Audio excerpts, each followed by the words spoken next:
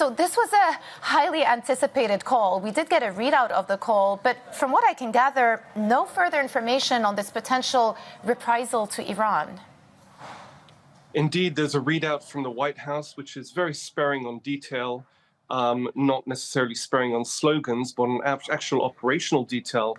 We haven't learned very much. The Israelis have yet to put out their own account of this phone call that happened yesterday evening.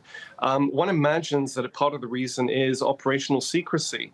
Israel is intent on retaliating for Iran's ballistic missile attack on it last week.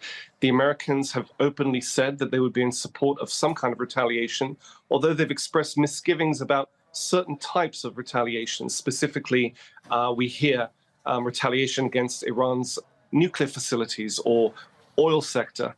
So if there was a disagreement, it was probably about where exactly those bombs should fall.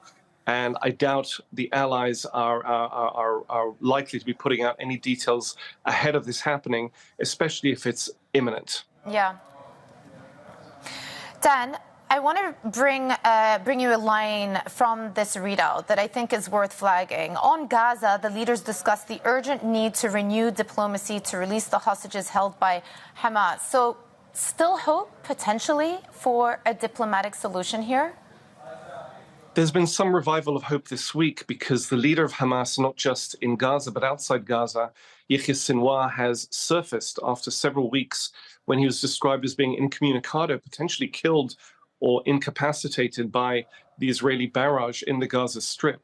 There is also some hope that given Israel's advances both against Hamas in Gaza and the allied Hezbollah in Lebanon, Sinwar may now see himself on a back foot and may want to cut a deal. So potentially is not to go the way of Hassan Nasrallah, the Hezbollah leader who was assassinated by Israel with a very, very heavy bombardment that penetrated his underground bunker in Beirut. There is some movement there, potentially also encouraged by the Americans in order to head off a major escalation between Israel and Iran.